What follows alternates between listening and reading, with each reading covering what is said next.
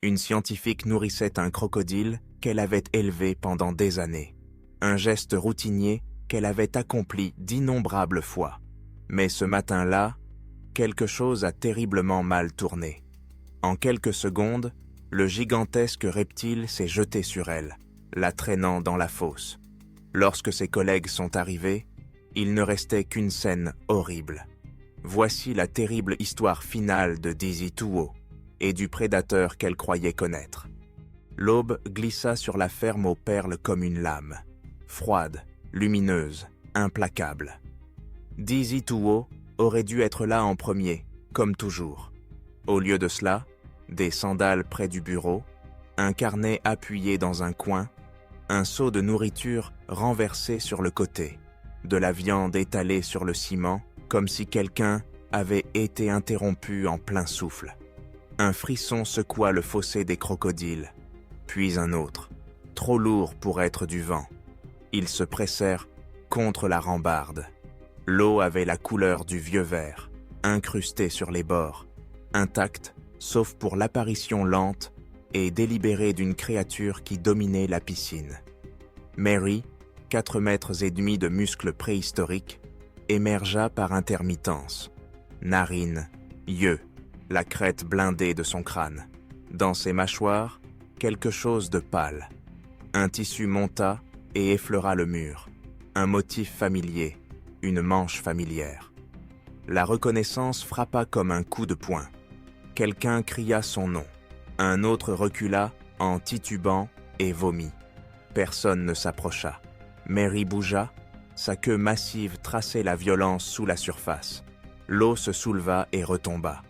Ce qu'il tenait dans sa proie descendait et remontait. Une proie.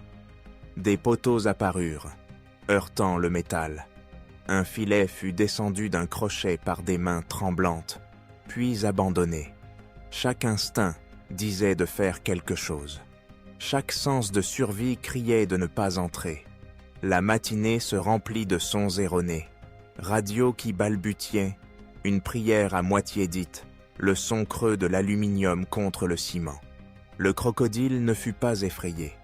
Il resta ferme comme une forteresse, les yeux plissés, comme défiant quiconque de contester la loi la plus ancienne de la terre. Quand les sirènes Koshomwen commencèrent en bas à déchirer l'air depuis la rue, la vérité s'était déjà posée sur le fossé, lourde et définitive. L'enclos que Dizzy nourrissait chaque jour était devenu l'endroit d'où il ne sortirait plus jamais. Avant l'horreur, il y avait le rythme tranquille de sa vie. Dizzy Tuo avait 44 ans. Elle était une scientifique spécialisée en biologie marine, connue parmi ses collègues pour sa nature bienveillante et une patience obstinée presque mystique avec les animaux. Pour elle, la culture des perles n'était pas seulement un travail, c'était un lieu de dévotion. Elle vivait à l'ombre des montagnes dans le nord de Sulawesi, se levait avant l'aube, prenait des notes détaillées, nourrissait des créatures auxquelles la plupart des gens n'oseraient jamais s'approcher. Et au centre de sa routine quotidienne se trouvait Mary, l'énorme crocodile qu'elle avait aidé à élever. 14 pieds et demi de long, près d'une demi-tonne, un prédateur au sommet de la chaîne alimentaire, enfermé dans un fossé. Pour les étrangers, ce n'était rien d'autre que le danger incarné. Pour Dizzy, il faisait partie de la ferme, une responsabilité dont elle ne s'était jamais dérobée. Ses collègues s'émerveillaient souvent de la façon dont elle se penchait sur la rambarde lorsqu'elle lançait la viande. Ils se moquaient en disant qu'elle faisait trop confiance à Mary, mais elle les ignorait toujours. « Respectez-les, donnez-leur à manger, et ils vous respecteront », disait-elle avec une conviction tranquille. Mais la confiance est un pont fragile à traverser quand l'autre rive est gouvernée par un animal dont les instincts sont taillés dans l'ère des dinosaures. Pendant des années, Dizzy a traversé ce pont chaque matin, sans jamais imaginer qu'un jour, un faux pas, un déséquilibre ou un moment d'inattention ferait basculer tout son monde vers lui. Sa vie, mesurée en notes scientifiques, en nourrissage soigneux et en rires à voix basse, était sur le point de heurter la vérité la plus crue de la nature. Pour un prédateur comme Mary, il n'existe aucun lien, seulement une opportunité. Ce matin-là, alors qu'elle s'approchait du fossé avec son seau de viande, ses collègues se souvinrent plus tard qu'il n'y avait rien d'inhabituel.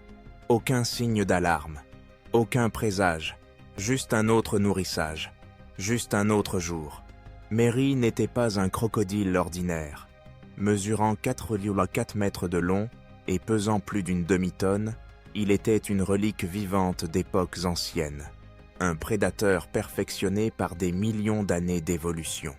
Son crâne seul était assez puissant pour briser un os comme une brindille, et la pression de sa mâchoire se mesurait en milliers de livres par pouce carré. En comparaison, elle était plus forte que celle d'un grand requin blanc. Pourtant, malgré sa taille et sa férocité, Mary passait ses journées en captivité, une fosse en ciment avec de l'eau trouble, des murs hauts qui l'empêchaient d'accéder aux rivières sauvages d'Indonésie, où il aurait été roi. Au lieu de cela, son royaume était une cage qui alimentait à la fois la fascination et la peur parmi les travailleurs qui s'occupaient de la culture des perles. La plupart évitaient la zone, sauf en cas de nécessité absolue. Il parlait de la façon dont Mary restait immobile pendant des minutes, seuls ses yeux brisant la surface de l'eau. Ce n'était pas le regard vide d'un animal d'élevage, mais l'immobilité calculée d'un chasseur, attendant la moindre erreur. Des rumeurs circulaient aussi que Mary n'avait jamais été acquis légalement, que sa présence même dans la ferme était l'ombre d'un projet de vanité de quelqu'un. Certains murmuraient qu'il avait déjà tué, dans la nature ou en captivité. Rien n'était prouvé, mais sa seule grandeur suffisait à inquiéter quiconque s'approchait trop près. Pourtant, Dizzy s'approchait de lui avec un calme qui déconcertait ses pairs. Pour elle, Mary n'était pas un monstre, c'était simplement une autre vie à soigner. Mais derrière ses yeux préhistoriques, il n'y avait ni amitié, ni affection, seulement un instinct, inné et impitoyable. Mary avait attendu toute sa vie dans cette fosse, confinée et agitée. Et ce matin de janvier, le destin pencherait sa chance en sa faveur. C'était une routine que Dizzy avait accomplie d'innombrables fois auparavant. Le soleil venait à peine de se lever sur la ferme perlière, projetant de longues ombres sur les murs en ciment de l'enclos des crocodiles. Dans ses mains, elle tenait un plateau de viande crue, brillante d'un rouge carmin dans l'air humide de l'Indonésie. Chaque morceau était chargé de sang et de graisse, la seule chose capable de satisfaire un prédateur comme Mary. Elle monta les marches jusqu'au bord de l'enclos, attentive mais assurée. Les travailleurs l'avaient vue faire cela de nombreuses matinées. Se pencher au-dessus de la fosse, lancer la viande et observer le gigantesque reptile émerger de l'osseau avec une rapidité surprenante. Pour la plupart des gens, même s'approcher de l'enclos était inquiétant. Mais Dizzy semblait sans peur, presque indifférente, comme si nourrir un prédateur au sommet de la chaîne alimentaire de 4,4 mètres était la même chose que de lancer des croquettes à un chien. Là en bas, Mary bougea. Son énorme corps émergea lentement. Sa queue striée fendait l'eau. Ses yeux regardaient vers le haut. Il ne se jeta pas immédiatement. Il ne le faisait jamais. Il attendait, calculait, observait la silhouette qui se penchait de plus en plus à chaque lancer. Chaque repas comportait un risque silencieux. Le bord du mur de l'enclos était étroit, glissant à cause de l'humidité. Un seul faux pas, un moment de déséquilibre, pouvait faire la différence entre la sécurité et la catastrophe. Et ce matin-là, alors que Dizzy se penchait un peu trop, le risque se transforma en horreur. Un faux pas, un pied glissa, le poids bascula en avant et la gravité la rattrapa. En un clin d'œil, elle n'était plus la gardienne, mais la proie, précipitée dans la fosse en ciment où Mary attendait. Le rituel du repas venait de se transformer en une sentence de mort. La chute n'a duré que quelques secondes, mais pour Dizzy, elle a dû sembler éternelle. Le plateau de viande lui a échappé des mains, répandant des morceaux carmins sur le sol en ciment alors qu'elle tombait dans l'enclos. Elle a frappé le sol avec force. L'air lui a été arraché des poumons, la laissant étourdie, vulnérable. Puis vint le silence, un silence seulement brisé par le lent ondoiement de l'eau tandis que Mary, le crocodile de 4,4 mètres, commençait à bouger. Il avait ignoré la viande déjà éparpillée dans la fosse. Son regard de prédateur était entièrement fixé sur elle. À ce moment-là, l'instinct a pris le dessus. Dizzy s'est agrippée désespérément, essayant de grimper, ses mains griffant le mur glissant, ses pieds y glissant sur le ciment trop pentu pour s'échapper. Au-dessus d'elle, le bord de sécurité était à quelques mètres, mais cela aurait tout aussi bien pu être à des kilomètres. Mary a réduit la distance avec une précision terrifiante, sans hâte, sans énergie gaspillée, juste une soudaine explosion de force primordiale. Avec des mâchoires capables d'exercer des milliers de de livres de pression, il s'est lancé vers le haut, serrant non pas la viande, mais la chair vivante. L'impact fut violent. Un seul coup, un choc brutal, et le monde de Dizzy s'est assombri alors qu'elle était traînée vers le bord de l'eau. Le chasseur l'avait attrapée, et dans cette fosse, il n'y avait pas d'échappatoire. Mary n'hésita pas. L'énorme crocodile serra plus fort ses mâchoires autour du corps de Dizzy et la traîna sur le sol avec une facilité terrifiante. Le son de ses cris fut absorbé par les parois de la fosse, étouffé par le grognement guttural du prédateur. Puis vint le mouvement que toute victime redoute, la rotation mortelle. En un instant, Mary la traîna dans l'eau peu profonde et tourna violemment, son énorme corps se tordant avec une force dévastatrice. La rotation la déchira, des os qui se brisaient, de la chair qui se déchirait. L'eau autour d'elle s'agitait en écume. Chaque mouvement l'éloignait un peu plus de la vie. Chaque rotation conçue non seulement pour tuer, mais pour dévorer. Dizzy tenta de réagir. Son instinct la poussait à survivre. Mais on ne peut pas résister à un crocodile de cette taille. Avec ses 4,4 mètres et plus de 1300 livres, Mary était une machine à tuer. Tout son corps était conçu pour ce moment précis. La fosse devint un tourbillon de sang et, le lendemain matin, la ferme perlière s'est réveillée comme n'importe quel autre jour. Les travailleurs sont arrivés en s'attendant à des tâches routinières. Nourrir les poissons, entretenir les bassins, préparer les expéditions. Mais en s'approchant du fossé des crocodiles, quelque chose sembla immédiatement aller de travers. L'air était lourd. Les eaux à l'intérieur de l'enclos, habituellement calmes, avaient des ondulations d'une tranquillité inquiétante, et Mary, son énorme corps écailleux, flottait partiellement à la surface, les yeux froids, fixes, les mâchoires encore tachées de quelque chose de sombre. Alors, l'un des travailleurs le remarqua, une forme dans le haut, pâle, immobile. Au début, ils pensèrent que c'était un résidu de nourriture, mais alors que la surface bougeait, la terrible vérité émergea, des fragments d'un corps humain. Un morceau de vêtement déchiré, un bras sectionné. La panique éclata. Des cris résonnèrent pendus dans la ferme. Les travailleurs se précipitèrent pour confirmer ce qu'ils redoutaient le plus. Dizzy Tuo, scientifique dévoué, collègue aimable, son ami, n'était nulle part. Le crocodile les regardait, silencieux, gardien de ce qui restait d'elle. Son corps massif bougeait à peine, comme défiant quiconque de s'approcher. À cet instant, la ferme passa de la routine au cauchemar. Le fossé était devenu une tombe, et Mary, Le crocodile qu'elle nourrissait chaque jour était désormais à la fois bourreau et gardien de son dernier repos. Lorsque les collègues ont finalement trouvé le courage de s'approcher de la zone clôturée, la scène devant eux s'est gravée à jamais dans leur mémoire. Mary, le crocodile de 4,5 mètres, rôdait près du bord de l'eau, ses mâchoires encore humides de sang.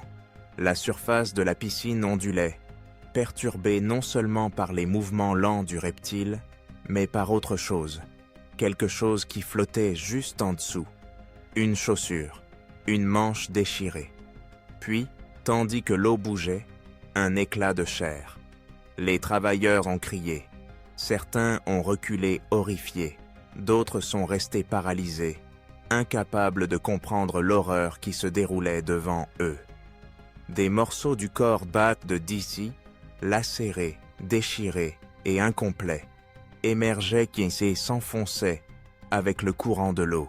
Le crocodile, impassible, tournait lentement, presque de manière protectrice, comme s'il savait ce qu'il possédait. Pour la première fois, les travailleurs de la ferme ont vu Mary non pas comme l'animal auquel ils étaient habitués à donner à manger, mais comme le prédateur au sommet de la chaîne qu'il était réellement, un dont les instincts avaient réclamé la vie de leur ami. Ce n'était plus un accident, aucune erreur fortuite. C'était une réalité brutale et violente. Et tandis que la conscience s'étendait parmi le groupe, le poids de ce qui s'était passé les écrasait. Ils ne regardaient pas seulement les conséquences d'une attaque. Ils se tenaient juste au bord de la tombe de Dizzy Tuo. Les autorités arrivèrent à la ferme perlière pour affronter la bête. Mary, le colossal crocodile, qui pesait près d'une demi-tonne, restait dans sa piscine, les mâchoires tachées des restes de la femme qui l'avait nourrie pendant des années. Les ouvriers qui autrefois jetaient de la viande par-dessus le mur restaient maintenant à distance, tremblants, incapables de croiser son regard. Mais Mary n'était plus seulement un spectacle. Il était une épreuve, il était un danger et il était un tueur. Des équipes armées s'approchèrent avec des cordes, des filets et des fusils tranquillisants. Chaque pas vers la fosse était accompagné de la conscience qu'une erreur pouvait signifier une autre mort. Les yeux du crocodile, fixes et anciens, les suivaient. Pour lui, les humains n'étaient plus des gardiens. Ils étaient des proies qui s'approchaient trop près. Le dard fut tiré. Une flèche traversa sa peau épaisse. Le monstre s'agita, lançant des morsures, sa queue fouettant l'eau avec un bruit sourd. La piscine se souleva en vagues violentes, tandis qu'il luttait contre la substance chimique qui envahissait son flux sanguin. Cela prit des minutes, longues, douloureuses. Minutes, mais finalement le gigantesque reptile ralentit, puis sombra dans une immobilité lourde et silencieuse. Ce n'est qu'alors que les ouvriers purent s'approcher. Les cordes furent tendues, une grue souleva. Mary fut tirée hors de la fosse, son énorme corps oscillant sur le sol. Le tueur avait été retiré, mais le vide qu'il laissa derrière fut rempli de silence, de douleur et d'horreur. Dizzy avait disparu, dévorée par la même créature en laquelle elle avait eu confiance. Lorsque Mary fut emmenée, la ferme aux perles fut sous le choc. Les travailleurs qui avaient partagé le petit déjeuner avec Dizzy la veille se tenaient maintenant devant un bureau vide, leurs effets personnels intacts, leurs rires remplacés par le silence. Le terrain près du puits montrait encore les traces de la lutte. Quelques lambeaux de vêtements, la tache indubitable de sang, où la vie s'était éteinte en un instant. La police a bouclé la zone, la traitant à la fois comme une scène de crime et un lieu de tragédie. Les caméras tournaient, les enquêteurs prenaient tant des notes et les murmures se répandaient dans le village.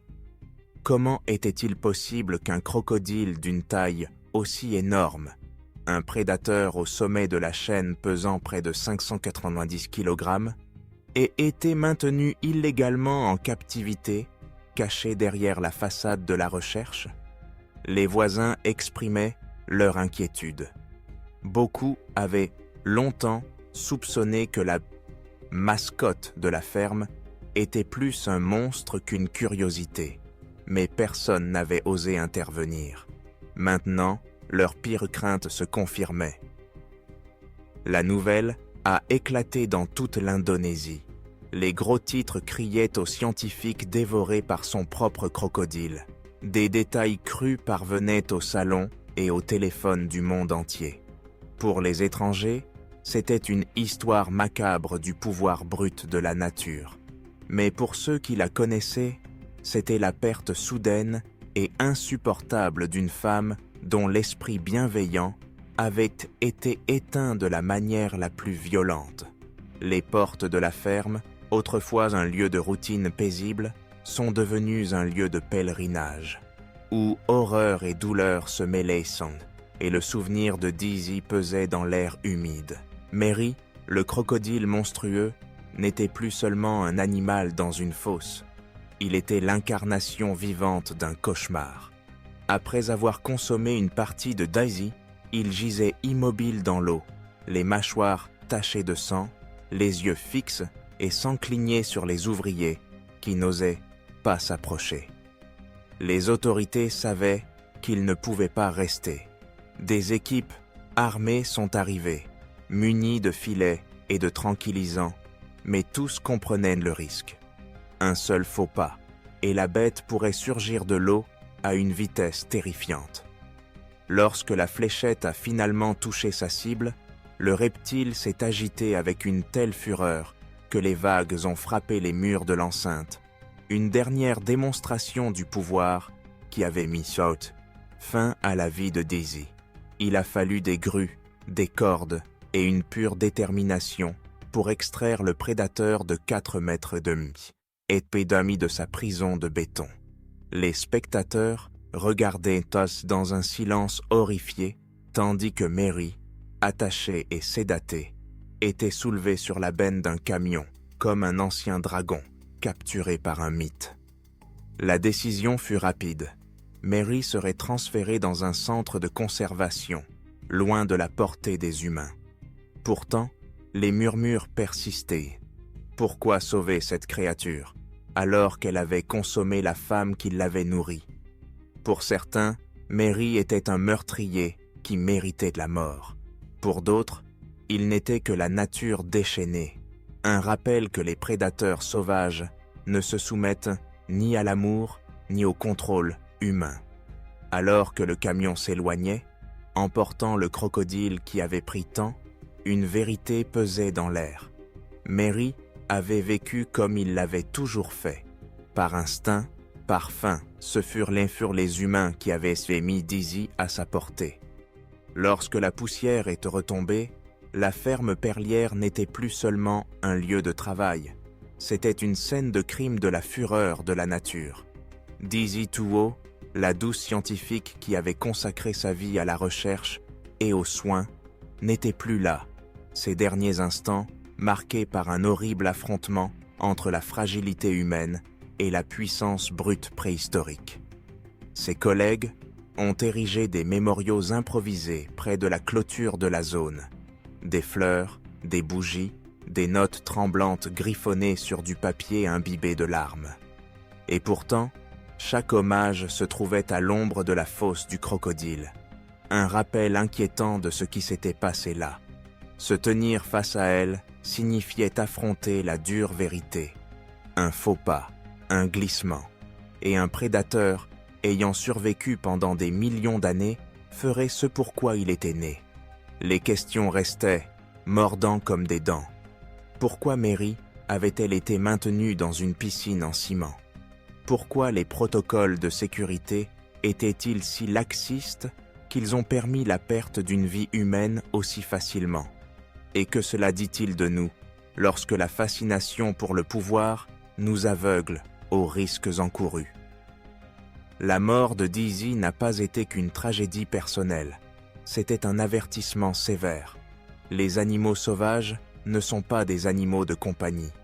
ce sont des forces de la nature. Et quand cette force est libérée, aucun amour ni science ne peut arrêter le résultat. Son histoire, horrible, déchirante, inoubliable, est un témoignage de la ligne subtile et fragile entre l'admiration et l'anéantissement. Et le jour où Mary l'a entraîné sous l'eau, cette ligne a été franchie pour toujours. Les derniers instants de Dizzy Tuo sont un triste rappel de ce qui arrive lorsque les êtres humains s'approchent trop des mâchoires de la nature. Une seule erreur, et le prédateur dont il s'occupait est devenu la fin de son histoire. Si cette vidéo vous a paru choquante, n'oubliez pas de vous abonner. Votre soutien nous aide à apporter plus d'histoires vraies, de rencontres entre humains et animaux de la manière la plus surprenante. Et restez attentifs à notre prochaine vidéo, dans laquelle nous explorerons un autre cas terrifiant que vous ne croirez pas. Car parfois, les rencontres les plus dangereuses ont lieu là où on s'y attend le moins.